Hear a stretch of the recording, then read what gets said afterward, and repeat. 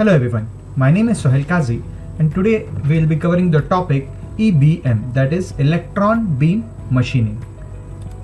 So let us see how it works. This is the constructional setup of electron beam machining. You can see the different parts of electron beam machining in this diagram.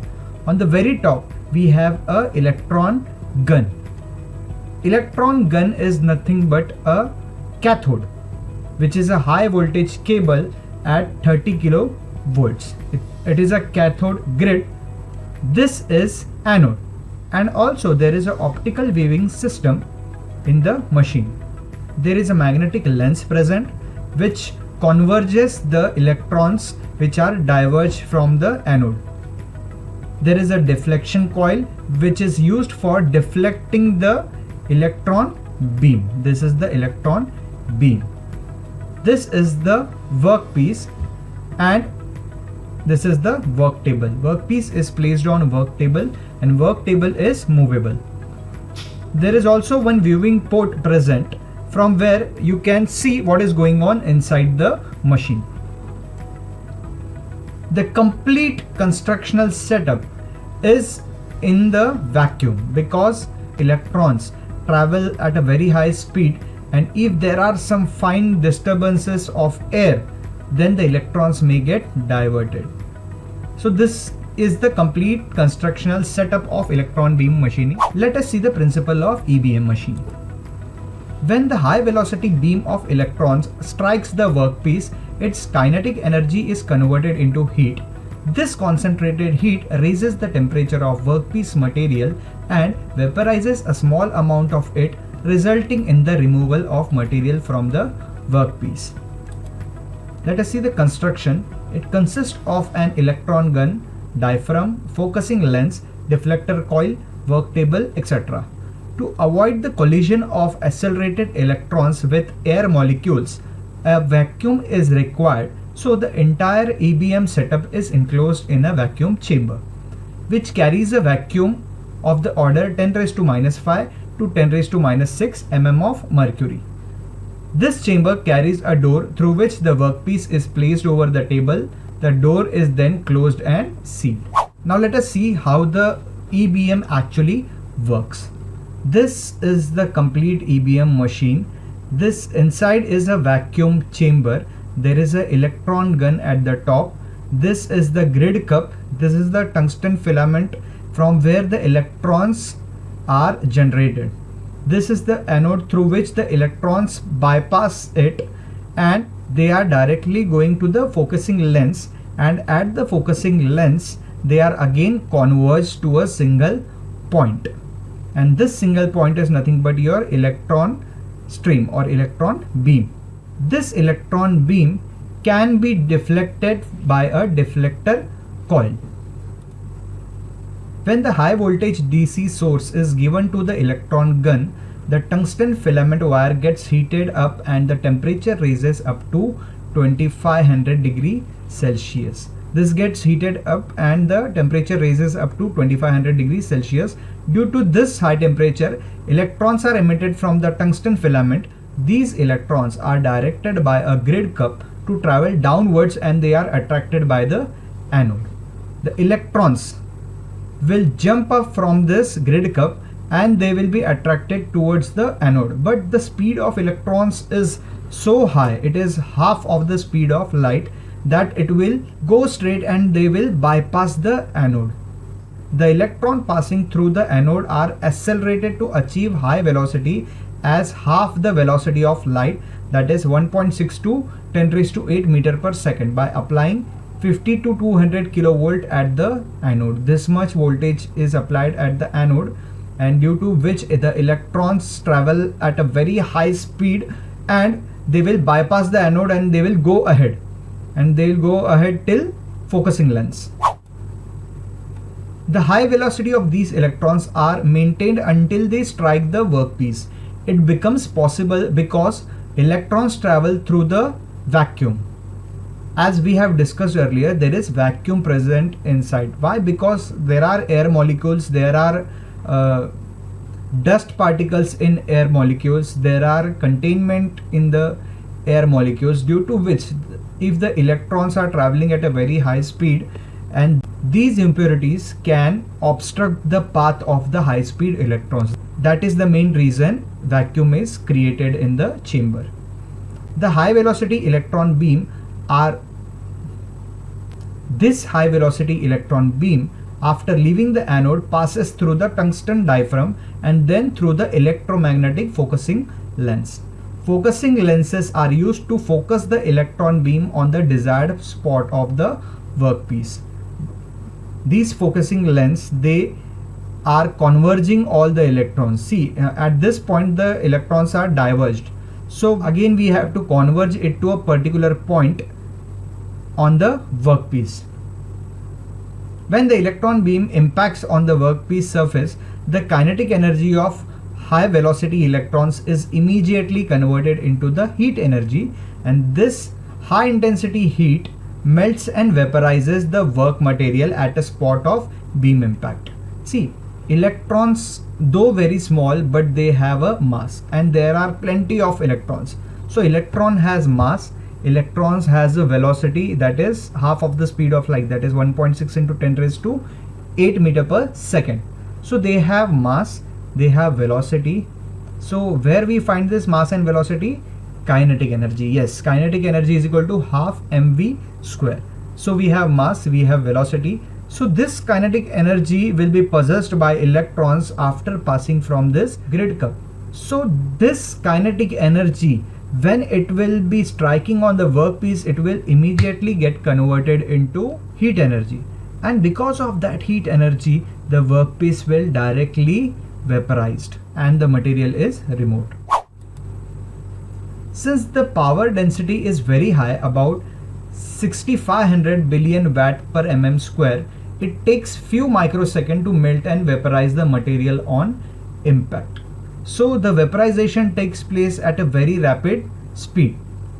This process is carried out in repeated pulses of short duration. The pulse frequency may range from 1 to 16,000 Hz and duration may range from 4 to 65,000 microsecond. By alternating focusing and turning of the electron beam, the cutting process can be continued as long as it is needed. A suitable viewing devices is always incorporated with the machine, so it becomes easy for the operator to observe the progress of the machining operation. There is a viewing device present at the bottom of the machine near the door, so that you can see what is going on inside, because the complete chamber is closed, it is sealed, it is vacuum created. So that is why you have to make some viewing device to see what is actually happening. Now let us see the process parameters of this machine. Accelerating voltage is 50 to 200 kilovolt. Specific power consumption is 0.5 to 50 kilowatt. Electron velocity is 1.6 to 10 raised to 8 meter per second. Beam current is 100 to 1000 microamperes. Power density is 6500 billion watt per mm square. Workpiece material, all the materials can be used. Every material can be machined by using this EBM process. Material removal rate is up to 40 mm³ per second, and depth of cut that can be machined is 6.5 mm. Medium is vacuum, 10 raised to -5 to 10 raised to -6 mm of Hg. See, we have seen many processes like EDM. In EDM, the medium was dielectric medium. In abrasive jet machining, the medium was air. And in water abrasive jet machining, the medium was water. So here, what is the medium? The medium is vacuum. Now let us see the advantages of EBM. It is an excellent process for micro finishing, milligrams per second. Very small holes can be machined in any type of material to high accuracy. Holes of different sizes and shapes can be machined. There is no mechanical contact between the tool and the workpiece. It is a quicker process. Harder material can also be machined at a faster rate than conventional machining. Electrical conductor materials can be machined. The physical and metallurgical damage to the workpiece is very less. This process can be easily automated. Extremely close tolerances are obtained. Brittle and fragile material can be machined in this process. Let us see the limitations of EBM. The material removal rate is very slow as compared to all the traditional machines. The cost of equipment is very high, as you have to produce vacuum, you have to consume too much electricity, the cost of the machine goes very high. It is not suitable for large workpieces. You are producing vacuum, so vacuum cannot be produced in larger area. It can be produced, but the price will again rise like anything. So only small pieces can be machined in this machine. High skilled operators are required to operate this machine. High specific energy consumption. Energy consumption is also very high. A little taper produced on holes. See, this is the limitation of maximum non-traditional machining. Why? Because the tool is not touching the workpiece. You are machining from a certain distance. So if you are machining from a certain distance, you will get a taper effect like this. You will get holes like this. Means the diameter will be more at top and less at bottom. It is applicable only for thin materials. At the spot where the electron beam strikes the material, a small amount of recasting and metal splash can occur on the surface. It has to be removed afterward by abrasive cleaning. As soon as the electrons strike the workpiece, the kinetic energy gets converted into the heat energy. The metal melts and it will splash and fall off on the other workpiece area. And as soon as it falls on the workpiece area, it will get casted over there. So the surface becomes very rough. So to clean it, we have to again use some abrasive cleaning processes like grinding, etc. Grinding, lapping, honing. It is not suitable for producing perfectly cylindrical deep holes. Why? Because tapering effect is observed. Now let us see the applications of EBM. It is mainly used for micro machining operations on a thin material. These operations include drilling, perforating, slotting and scribing. Drilling of holes in pressure differential devices used in nuclear reactors, aircraft engine, etc. Third, it is used for removing small broken taps from holes. Fourth, micro drilling operations up to 0.002 mm for thin orifices, dies for wire drawing, parts of electron microscopes, injector nozzles for diesel engines, etc. are machined. A micro machining technique known as electron beam lithography is being used in the manufacture of field emission cathodes, integrated circuits and computer memories. See, this technique is also used for making IC circuits, integrated circuits, which are used for computer memory computer circuits. It is particularly used for machining of materials of low thermal conductivity and high melting point. Now let us see a small video regarding the EBM process.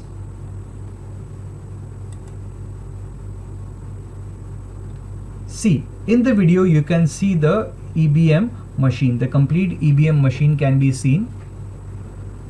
This is the vacuum chamber, vacuum pump arrangement and electron gun.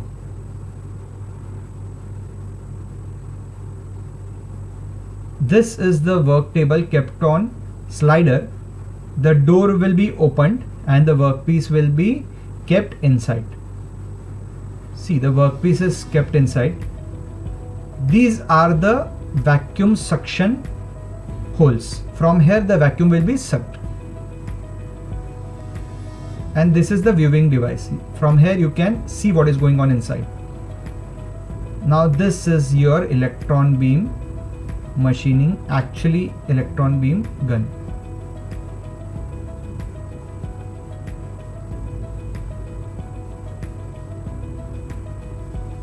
This is the electron beam.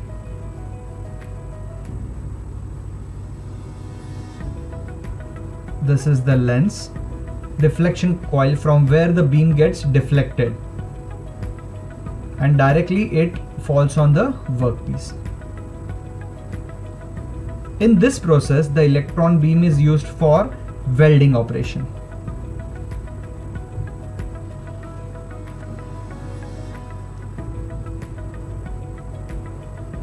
In this video, you can clearly see the tapering effect as the melting is more at the top and less at the bottom. This is called as tapering effect.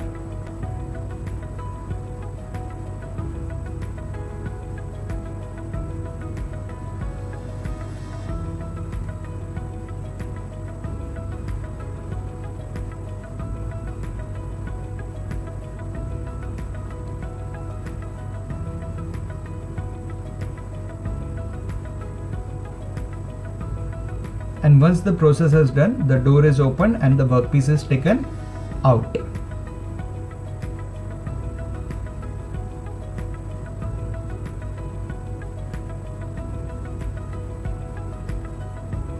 So that was it from my side. If you have any queries, you can surely ask me in the comment section. Thank you for watching this. If you haven't subscribed yet, do subscribe to this channel.